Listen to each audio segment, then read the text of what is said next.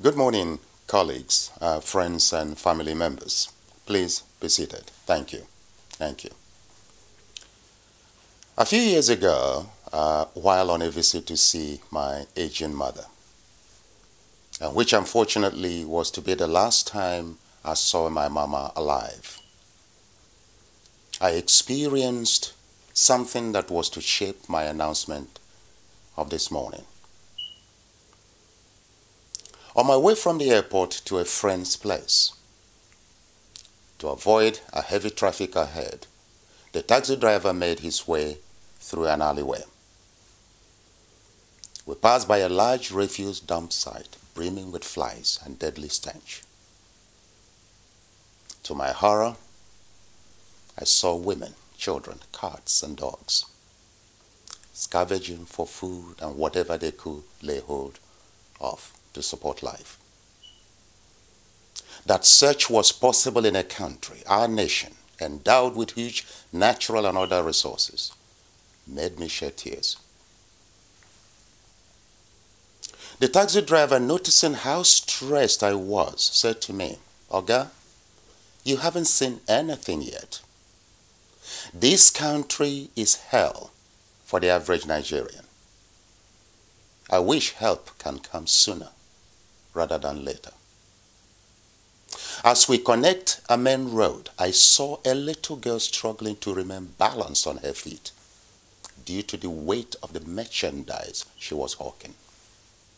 The neck was bent, her worn-out slippers betrayed the mileage she had covered on her little feet, and her face displayed hunger and fear. I shouted, "Is this not someone's child, conceived over 9 months, the same way as kids in Ikoyi, Victoria Island, and the posh areas of Abuja, delivered through birth pains of a beloved mother, and then considered precious and a source of joy and hope to her parents?" I was not only saddened, shocked, but also ashamed of what the politicians had turned the black race into. I reached the conclusion that something must be done.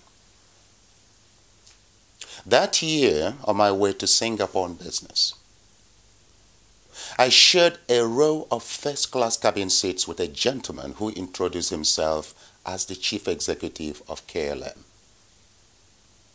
He said to me, "You must be a Nigerian."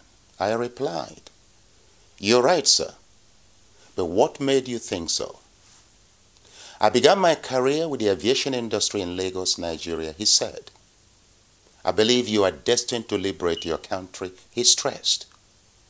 He advised me to purchase and read a book written by Lee Kuan Yew, the founder of modern Singapore, captioned, "How to Build a Nation." Our conversation ended there. On touching down at the Singapore airport, I purchased the book and I have read it several times ever since. Interesting. This experience, or rather advice from the CEO of KLM, struck a chord with my experience in Moscow while on an European Union perestroika consultancy project and at the invitation of the Russian president.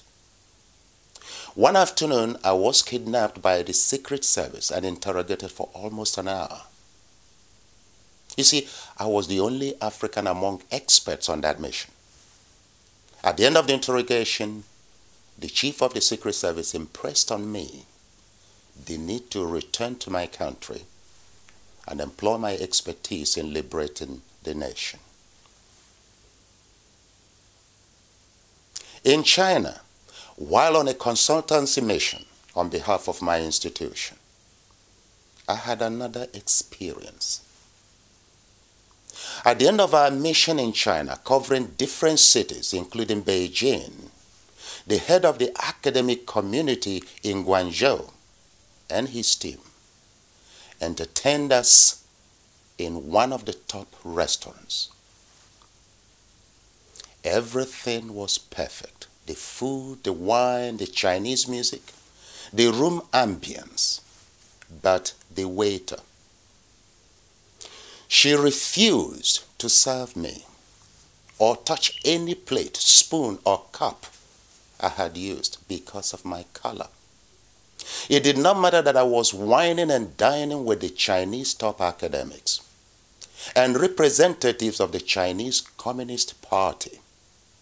I was not worthy of her service or respect because of my race. She was humiliated and dismissed on the spot by the restaurant manager. Well, as you can imagine, the night was never the same after that incident. It transformed my view of life.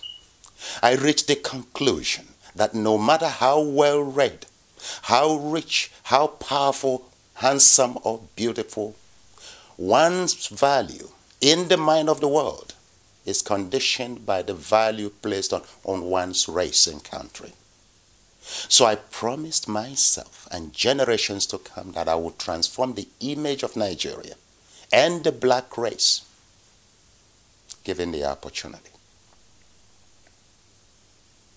That opportunity presented itself with the coming into power of the APC government, which by its style of governance succeeded in educating Nigerians on the importance of voting individual competencies rather than parties and zoning, and based on issues rather than tribe, ethnicity, or religious affiliation. The consequences of the 3-year reign of the APC-led administration are all too clear to see. You see, I'm not a fan of statistics on Nigeria, for many are out of date and grossly inaccurate. From national population to unemployment statistics.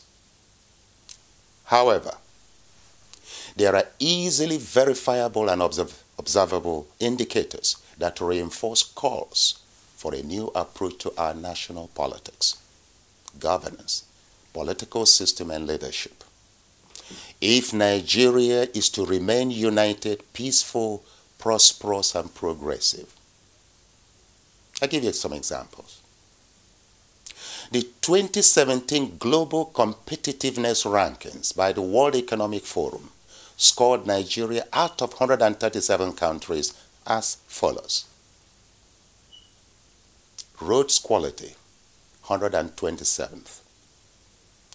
Airport quality, 125th. Electricity supply, 132nd. Education system, 120th. Maths and science, 118th. Innovation, 112th. Life expectancy, 133rd. Security, 127th. Trust in politicians, 130th. That is telling and verifiable, you will agree. If these scores remain unchanged, what future awaits this and future generation? We must put a united front and act now. I have just returned from a working visit across our country. I was at local barber shops in Lagos, had lunch in a local motor park restaurant at Owerri, Imo State, met with a crowd of young people at the INEC head office at Ihazo local government, exchanged views with taxi drivers, listened to the anxieties of a single mother with 3 kids struggling to make ends meet. I purchased buns from an accounting graduate hawking street to street for survival. I saw distress, shame, anger, frustration written all over her face. Mistrust of government and politicians, fear of ballot rigging and the resulting reluctance over PVC registration, and uncertainty about their future were obvious. There were equally revealing encounters that pointed the direction of a troubled and abused nation, yearning for salvation. In Lagos, I saw road construction near completion. The finishing of the pavements and drainage systems appeared childish and lacked professionalism and quality standards. It was a verdict on the quality of our workforce, our education system, and the engineers it churns out yearly. It was an indictment of a flawed and corruption-infested contract award process haunting our nation. I traveled on an executive class bus service to Imo State. To my surprise, the company official policy permits passengers to wee-wee on board, but prohibits them from poo-poo, though the executive bus is equipped with a fully functioning onboard lavatory. Despite this inhuman and illegal condition, Nigerians pay a premium fare for such service. At every turn in our country, Nigerians are abused, extorted, and denied justice. It will stop. At police roadblocks, I watched as police officers not only collect bribes, but also name their price and openly give change to drivers as though trading in commodities. On a flight to Lagos from Abuja, extortion was obvious at the baggage screening points. A female security operator, so eager to seize a bottle of Gillette shaving product in my hand luggage, abandoned her machine to chase after my bag. In the process, my friend's bag with a bottle of water and other liquid substance passed unquestioned. Once she noticed 2 coat hangers holding my suit, she claimed they were prohibited and confiscated them. Yet those coat hangers had traveled across several international airports, including UK, United Arab Emirates, France, Ethiopia, South Africa, China, and the Netherlands on international flights. It begs the question, how safe are passengers in the hands of these extortionists in security uniforms?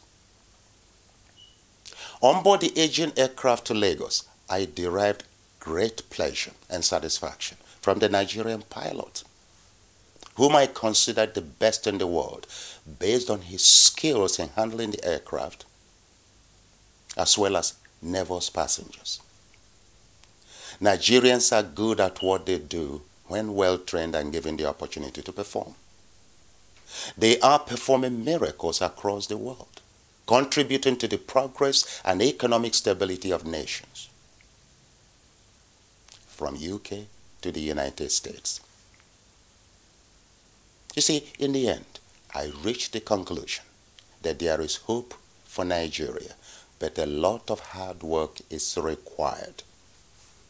So today, after months of patiently observing the political scenes and dramas in our country, I present myself for scrutiny and to contest and assume the office of the President of the Federal Republic of Nigeria come 2019. I am contesting not because I am older or younger than President Macron of France, 39, Sebastian Kurz of Austria, 31, the newly elected Mahathir bin Mohamad of Malaysia, 92, and Donald Trump of USA, 72. You see, these world leaders were elected by a sophisticated electorate, not for their youthful look, but a track record of national and international service at high levels, outstanding and verifiable achievements, and history of consistent performance, international exposure, integrity, leadership qualities, and vision for their country and peoples. Now, if these attributes are good for the people of France, Austria, Malaysia, United States, and many other progressive countries, they are equally essential for the leadership of the largest democracy and most powerful country in Africa, our homeland, Nigeria. I am therefore running based on my possession of the attributes that have delivered peace, prosperity, equity, and justice for all in stable and progressive, developed and developing nations across the world. I am running because Nigeria presents a great opportunity to make it big in the history books. You see, for over 50 years, and after the record set by Dr. Nnamdi Azikiwe, Alhaji Sir Ahmadu Bello, Chief Obafemi Awolowo, and Alhaji Sir Abubakar Tafawa Balewa, Nigeria has remained dry of nationalists and political trailblazers. I am hungry to make it into the history books as the father of a new, united, and prosperous Nigerian nation.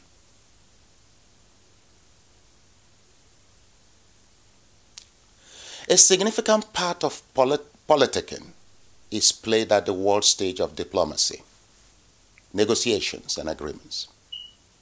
I am running because a Nigerian president must have the capacity to productively discuss and negotiate with the leaders of powerful economies who, by their education, culture, and training, are firmly committed to the interest of their nation.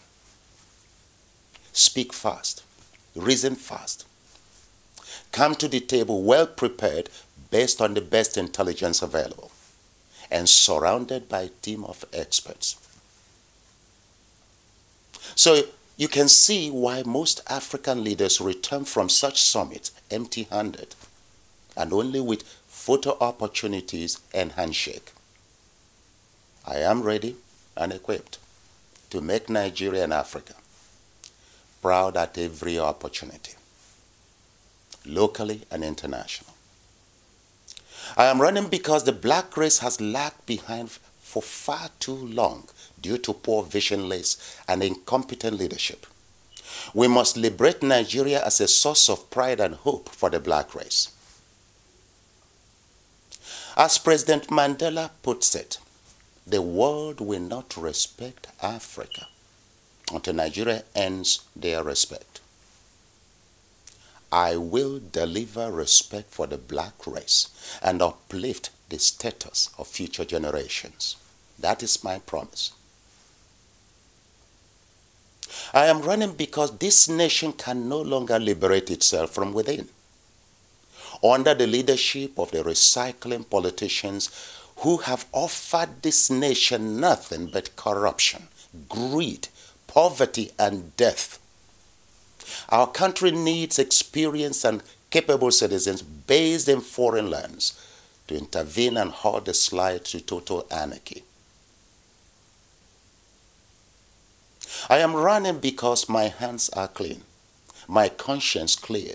I am not a cultist nor a ritualist. I have no political godfather and owe allegiance only to God himself. The grace of God follows me wherever I go. I am not a product of the Nigerian corrupt system. Therefore, I am the best equipped to hunt down corruption, destroy the barbarism of ritual killings, kidnapping, armed robbery, and terrorism, and set our nation free. I am running because the current administration has given its best. However, their best is not good enough for our nation, not good enough for our economy, not good enough for our pensioners, not good enough for our youths, not good enough for our health, not good enough for our security, not good enough for our image abroad, and not good enough for our future. Under my administration, our future is bright, you see. So here I am, academically and professionally qualified, experienced, internationally exposed, with verifiable track record of accomplishments, and determined to reform and advance this nation to its rightful place in the community of progressive and peaceful nations. I am a double graduate of the University of Wales, Cardiff Business School, United Kingdom, with MBA in finance and PhD in budgetary control systems. I'm a chartered and experienced management accountant and a senior academic at the Newcastle Business School in United Kingdom. I have been actively involved in consultancy and collaborative venture projects in Russia, Ukraine, China, Singapore, Greece, South Africa, and other places.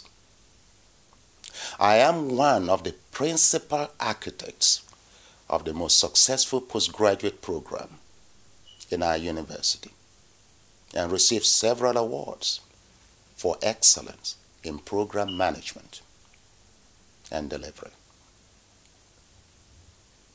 I have taught and graduated thousands of students of all races and religious persuasion across the world at undergraduate, master's, and doctoral levels. Now, my over 20 years experience in higher education across the world led me to the conclusion that Africans are not inferior to any other race. God created Africans, Asians, white, and every other race equal. Our major problem as black people, as Africans, is leadership.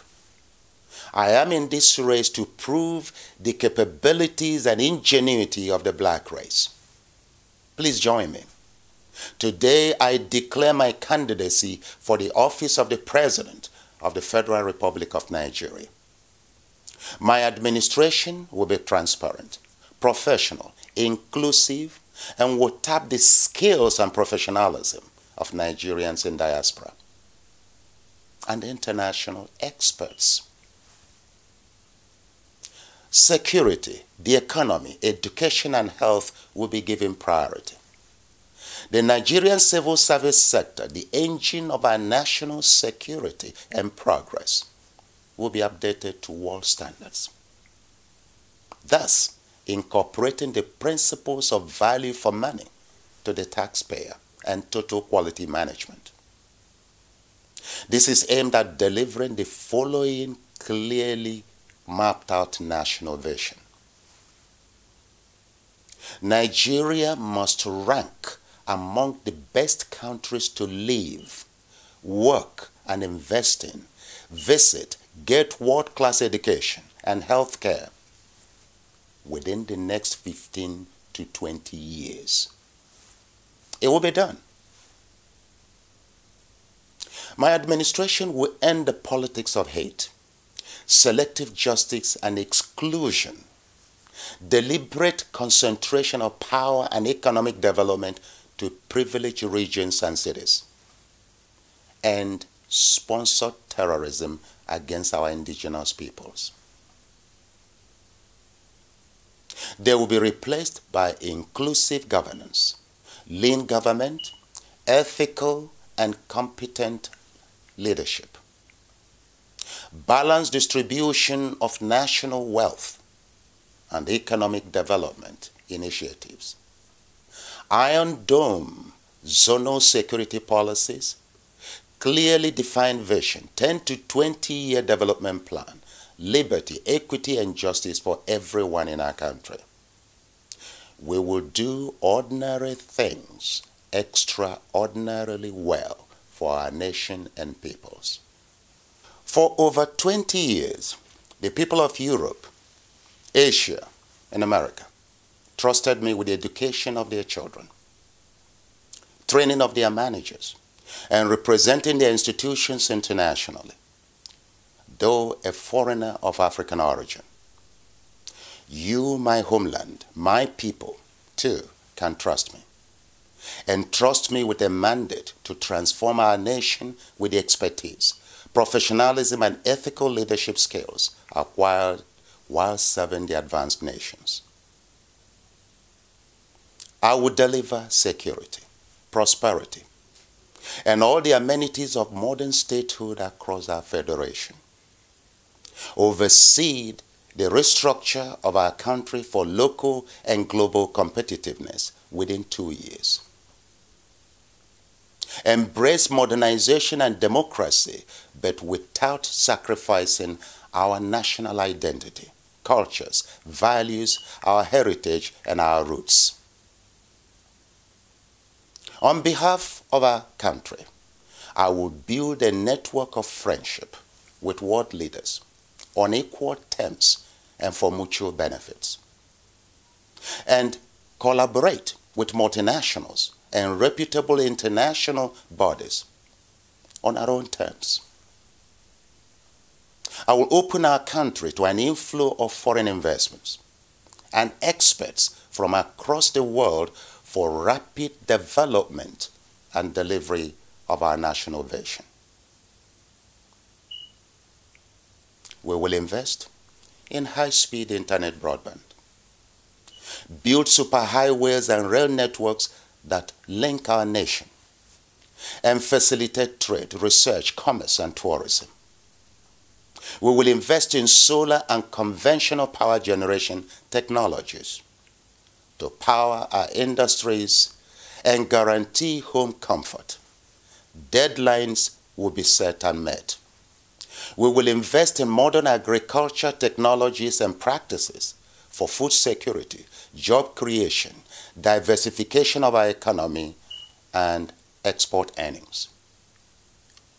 We will establish world-class universities, hospitals, and ultra-modern airports to establish our country as the best destination for health tourism and world-class education in Africa, and the air travel gateway to the heart of our continent, Africa. While we invest heavily in the prosperity and stability of our nation, Nigeria will remain benevolent and peaceful with our neighboring states, while building a formidable and disciplined armed forces worthy of international recognition and respect. Our borders and national security will be robustly protected and defended. Our neighboring countries will take note. When all these have been achieved, which I must and will, all I ask from you, my people, the Nigerian people, is to be crowned the father of our new nation. That's why I'm in this race. God bless a restructured, united, and progressive Federal Republic of Nigeria. And God bless you, my fellow citizen.